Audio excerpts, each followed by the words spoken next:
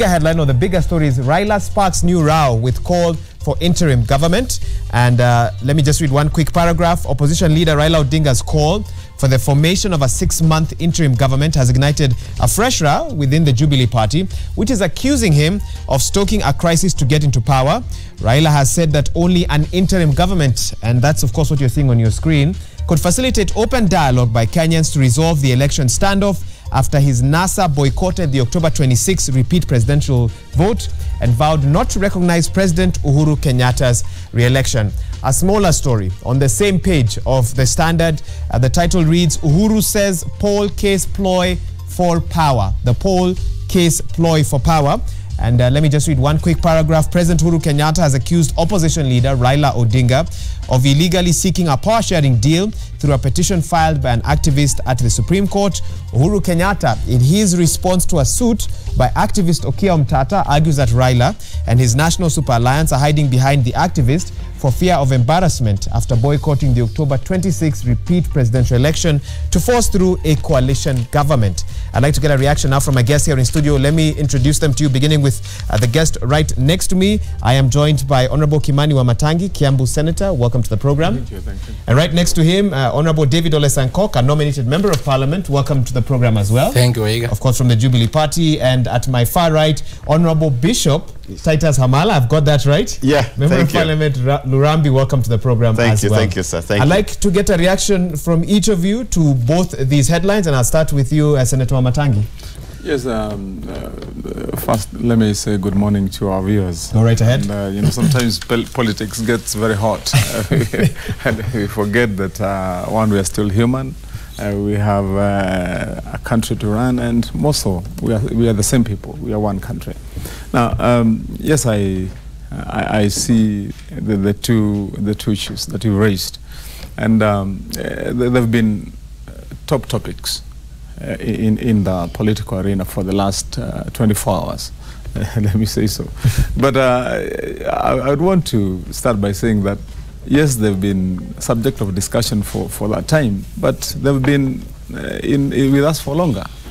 The ploy and plot and scheme. Is there a ploy? Is there a plot? Yes, is there a scheme? Yes, absolutely. By the NASA Brigade, led by their master, Raila Odinga, to find an alternative way other than the democratically recognized procedure of gaining leadership of this country. Okay.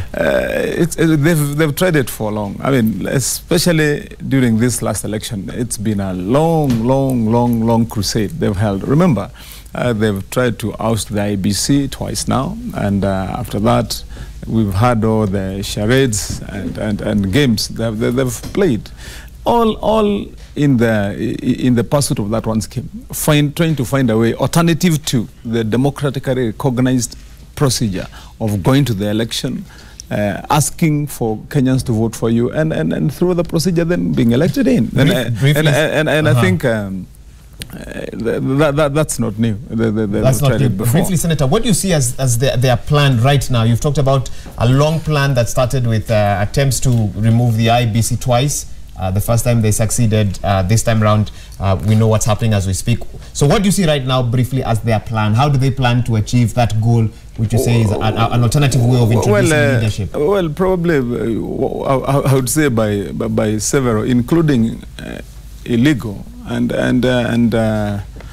sometimes outrageous proposals, like the interim government proposal. I mean, you know, it's nowhere anchored in law. I mean, what law would you be using? Which part of our constitution would you be using? What reasons would you say in follow-up would summarize their case? So I think simply they've been intent on causing chaos and mayhem and confusion and driving us into, hopefully, that's what they've been thinking, they can get us into a constitutional crisis. Well, which is not possible. I mean, the most they've just succeeded to attain yes, is just creating a political political Although I'm quagmire. not sure chaos, mayhem, I'm not sure that that's an accurate description. Well, it is. I'll tell you why. I mean, if you look at what has happened, one, during the elections themselves, the violence that we witnessed in some of the counties, you could tell it was planned. It was planned. How? Yes. What proof do you have? A lot of it. Okay, I mean, I'll come back to you to get that proof. Let me get a reaction from Honorable Hamala. I'll come back to you, Senator. Sure. Yeah, Wahika, thank you very much for having me and having us. And first and foremost, if you just allow me for a second, for me, on behalf of Lurambi constituency, to send our prayers to the family of the late governor of Nyeri, and his family and the people of Nyeri at this time. And a reaction to my senior is that we in NASA, we are not about causing chaos. Chaos is not what we want to cause, and we are not about to cause chaos. We all understand where we are headed. Remember when we had the IPPG in the 90s, when we really had a lot of problems in this country. And that's what I'm saying is the reason why we can't even get anywhere is because even we in Parliament is really polarized and really divided. The NASA side, the Jubilee side, and I think that's maybe similar to the Senate. I don't sit in the Senate, so I don't know. But at this point, dialogue is very important. When we take hardline stance, because what the senator is saying is not the truth. Is not the truth. What is the truth? The truth is that we in NASA, and we all know, the only credible election we've had was the election of President Mwai Kibaki in 2002. What made it credible? Was it because it was accepted by all sides? ECK under Kivuitu conducted a fair, credible election. It was free. This is the same body that conducted the 2007 disputed. 2002. 2002. Okay. 2002. For perspective. But from there, all the elections have just been sham elections. For example, how will my people feel in Lurambi constituency where 2,000 people came out to vote out of 81,000 registered? Fair enough, and thank you for taking us back to that. Constitutionally, how does NASA hope to see this interim government played out? Our constitution does not have such provisions. That's why I refer to IPPG. Good leaders should not remain adamant. Good leaders should have the interest of their country. Because, for example, if they continue saying that, these people are trying to get into power through the back door, we'll insist on boycott. We'll insist on boycott. Okay. What happened to Brookside? I'll come back to Honorable Sankok. Yeah. Waiga, it is very funny that even my brother here says that there was only one credible election, and we know why he says that. He says that because the name of Raila Odinga was not on the ballot box. Because we only have credible election where the winning side is with Raila. Whenever there is on the losing side, you will always complain. Take for instance the election that we had on 26th of August, on the 8th of August. The election, there were election of MCAs, there were election of members of parliament, there were election of senators, there were election of governors. Since the name of Raila did not appear anywhere in those particular seats, then the election was credible there.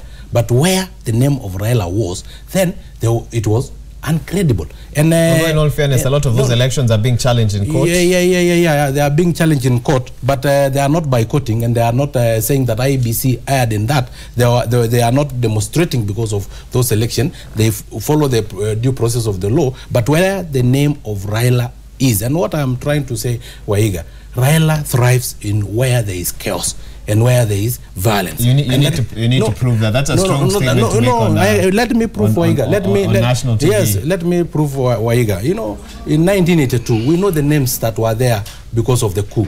In 2007, we shed blood, and now they are in NRM. But when in 2002 we didn't have this particular individual that I'm referring to, then there was no chaos. So what can we say then in reference to? Carry on. I'll have to stop you there because he's not here to defend himself. And I think if someone was saying that you as Honorable Sankok you would quickly want to rush to that. So Waiga, what we are simply saying is that there is no shortcut to State House. or to become the president of this country. Because we are in a democratic state, we will have to go to the ballot. The issue of two gentlemen sitting down in the name of Uhuru Kenyatta and Raila Odinga deciding who will become the president and who will become the prime minister is not in our constitution, is not anchored anywhere, it is not in our law, it is not in any democratic state. Kenya is a democratic state. The negotiation is taken on the ballot box. This, my colleague here, the member of Lurambi, that's right. Yes, is actually in National Assembly simply because he got the majority of vote, simply because he was elected. Okay. Why does he now want us to sit down, two people to sit down and decide for this country, the 45 million Kenyans? No, it is not possible. Okay, I'll give him a chance to respond, but let me come back to you, Senator Matangi. Interim government, Jubilee saying that sounds like nusu mkate. They've been right all along. You want to talk about that? Well, I mean, it has no other description, but I think the point one would want to insist on as a leader and more so as a legislator is on the question of not only really the legitimacy, but even the sensibility of such a claim, at such a time. Because, as you've correctly said when you're reading out, our elections laws are very clear. Our constitution is very clear.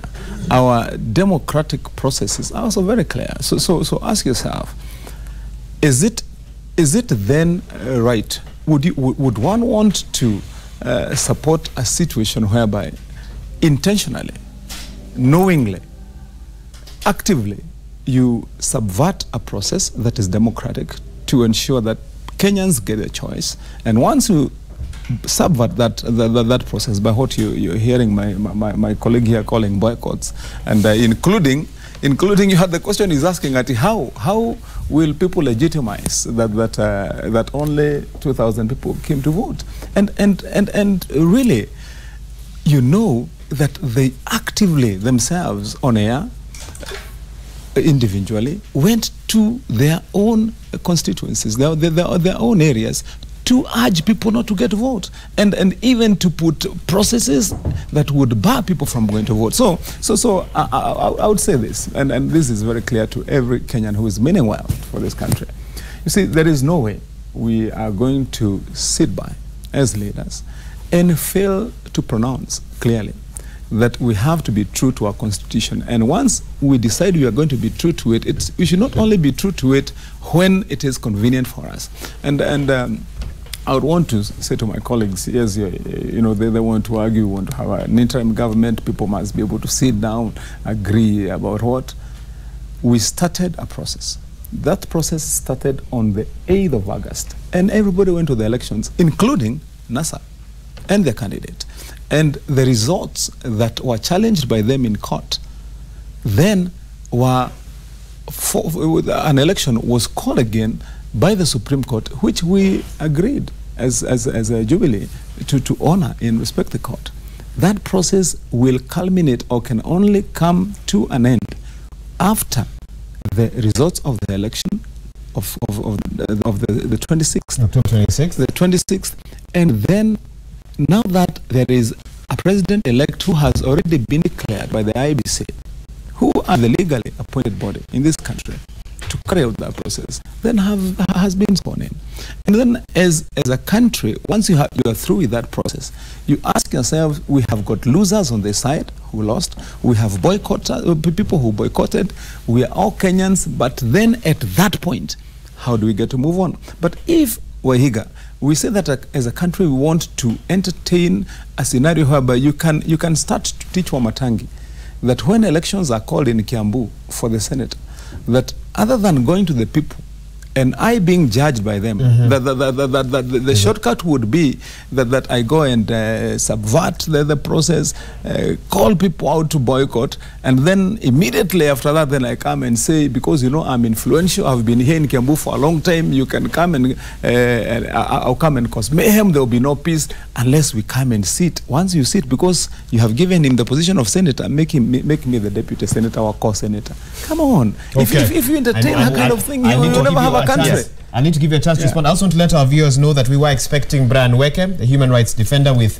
the Election Observers Group. He hasn't made it yet. If he joins us during the course of this broadcast, we'll give him a chance to also share his thoughts as well. Honorable Hamala, go ahead. Wahika, just to the Honorable Senator, just a correction. We in NASA, we are not losers, but we are victims of perpetual theft. Theft. Not losers. We've not lost anything. Now, I want just to say this. We as a country cannot just constantly live like, just in denial and just think all is okay and behave like an ostrich. So you believe that buries its head in the sand. In a state of denial? We are in a state of denial because, not more than 4, even the senator and Mheshimiwa here, they know very well that not more than 4 million people voted. They know that very well. What proof? What proof? They know beyond doubt, beyond a shadow of doubt, that not more than 4 million people voted in this country. Okay, let's give them 7 million people, or 7.6. What happened to the 12 million? There is a huge chunk of this country that is living with the effects of historical injustice. And now we begin to see it now coming up to the surface. What is happening is that people have been excluded. And because of exclusion,